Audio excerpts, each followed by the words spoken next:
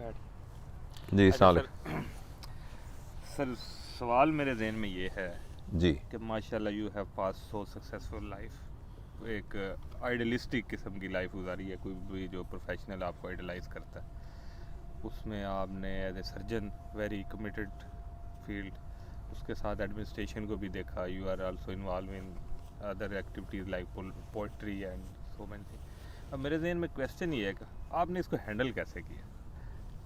घंटे तो 24 ही हैं तो इसको कैसे आपने? अच्छा आपने कोई अच्छा पहले तो जो आपने कहा ना कि you are a very successful person, एक तो सक्सेस की डेफिनेशन हमें पता नहीं है कि क्या है।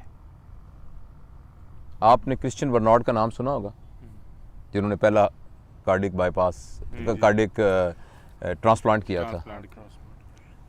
उसका एक इंटरव्यू है, कभी आप उनका सुनिएगा, जो तकरीबन उनकी आखिरी उम्र के करीब था, और उसने ये बताया था कि how miserable has been his life. His son committed suicide, his only son committed suicide, and he had problem with his family and he has problem with so many things and he was a successful man otherwise।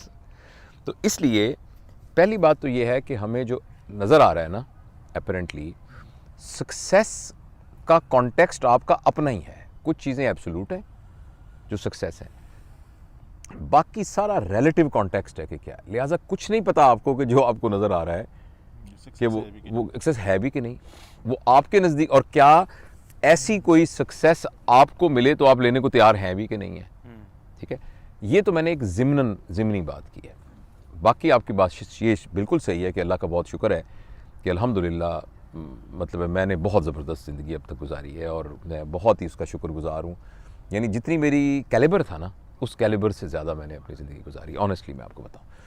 तो अब अगले सवाल का जो आपका जवाब है, ये ज़िमनी बीच में एक बात आ गई। देखिए, जितनी आपने कोई टाइम मैनेजमेंट की वर्कशॉप अटेंड की है फैसल भाई? नहीं, मैंने की। कोई आपने अटेंड की है या कोई पढ़ा हो? अच्छा, टाइम मैनेजमेंट की जब वर्कशॉप आपने की है, जी सर। वो क्या बताया जाता है उसमें? तो उसमें बेसिकली वो प्रायोरिटाइज करते हैं चीज़ों को। हाँ, कि कुछ चीज़ें एसेंशियल हैं, कुछ चीज़ें अर्जेंट हैं, कुछ नॉन एसेंशियल हैं और नॉन अर्जेंट हैं। तो उसमें वो सिखाते थे 2x2 का टेबल, आप 2 by कैसे 2 वाला prioritize टेबल। करें। सही है। अर्जेंट कौन सा है और प्रायोरिटी कौन सी देनी है और कौन नॉन अर्जेंट और नॉन।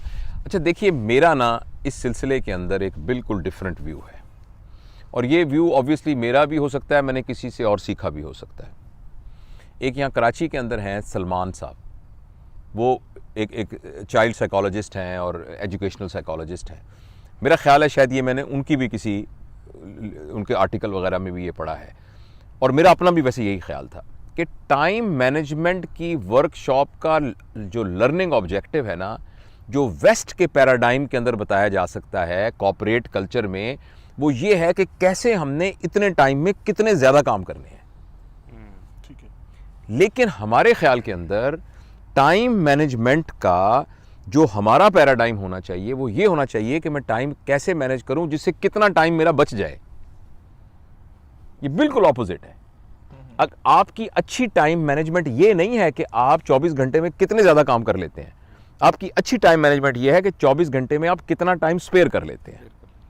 तो एक तो अपना पैराडाइम चेंज करना चाहिए। दूसरी बात यह है कि देखना यह चाहिए कि मेरा टाइम ज़ाया कहाँ हो रहा है, और तीसरा ये देखना चाहिए कि मैं अपना दिन कब शुरू करता हूँ। पता ना, मैं टाइम मेरा कहाँ ज़ाया हो रहा है। नंबर 2 कि मैंने क्या क्या काम ज़रूरी करने हैं। नंबर 3 ये है कि मेरा दिन कब शुरू हो रहा है। मैं जब बनाना प्रिंसिपल, ये वैसे मुझे HP ने सिखाई थी ये बात, जब मैंने HP किया था ना, तो उस वक्त भी ये प्रॉब्लम है, उस वक्त भी head of department of surgery था और बाकी चीज़ें। तो मैंने ये किया कि मेरा दिन शुरू होता था 5:30 बजे, फजर से थोड़ा पहले। फजर में उठे आप, नमाज पढ़ी, नमाज पढ़ने के बाद फिर आपने नहीं सोना, 15 मिनट की एक्सरसाइज या 20 मिनट स्ट्रेचिंग या एक्सरसाइज की कुछ, और उसके बाद जितना पढ़ने लिखने का काम है ना वो दफ्तर जाने से, ऑफिस जाने से पहले पहले कर लिया। 9 बजे आपने दफ्तर जाना है, आपने 6 बजे शुरू किया, 7, 8, 9 सारी ईमेल देख ली, सारी ख़तों के जवाब दे दिए, जितनी प्रेजेंटेशन बनानी है वो दे दी, जितने आर्टिकल लिखने थे वो लिख लिए, जितनी किताबें पढ़नी थी वो कर दी। बाय द टाइम जब लोगों का टाइम शुरू हुआ है तो 3 घंटे हमने ख़त्म कर लिए अपने। सही है। सिर्फ ये एक स्टेप जो है ना आपकी ज़िंदगी में 3-4 घंटे का इजाफा कर देता है। मगर इस स्टेप को करने के लिए जो प्राइमरी रिक्वायरमेंट है वो ये है कि फिर आप 10 बजे सो जाएं। हाँ।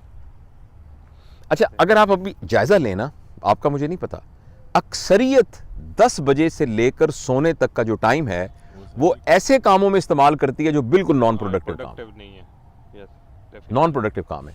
और 90% जो नॉन प्रोडक्टिव काम में से जो कंट्रीब्यूशन है वो स्क्रीन को है। हाँ जी, स्क्रीन टाइम। तो जो आपका स्क्रीन टाइम है वो है रात के 10 बजे से लेकर 1 बजे तक, और ये सबसे बुरा टाइम है स्क्रीन के यूज करने का। किस लिए भला?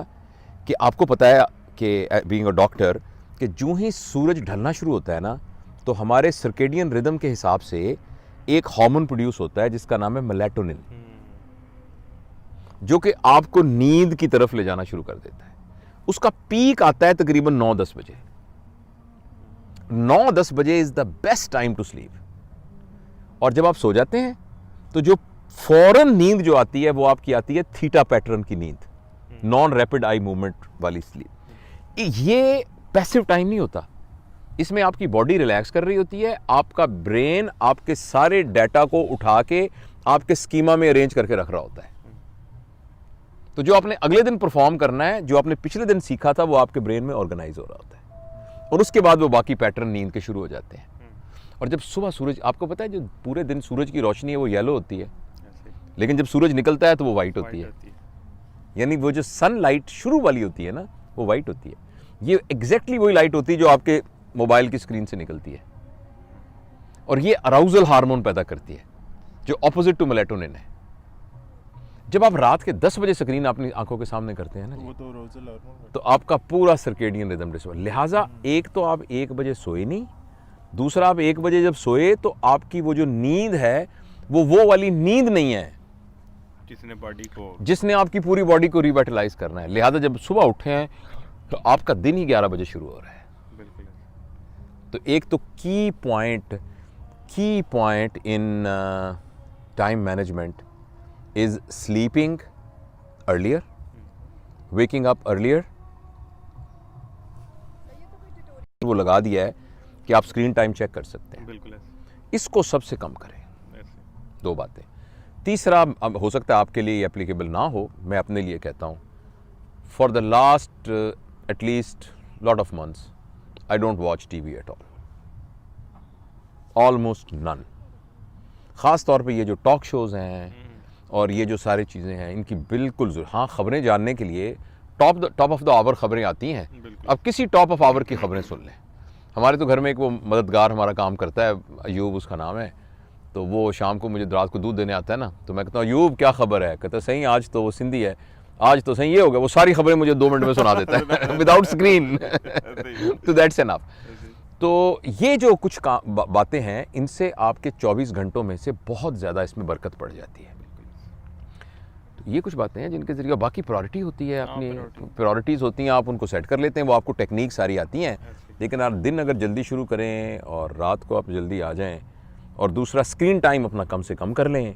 अब कभी भी देखें फेसबुक के अंदर के प्रोडक्टिव काम कितना किया गया। मैं इसके बारे में हमेशा अपने बच्चों को भी कहता हूँ, पता नहीं अमल वो करते हैं कि नहीं, कभी कभी खुद मैं भी वायलेट कर देता हूँ। जो हमारा सोशल मीडिया है ना, इसके 2 पर्पज़ है सिर्फ।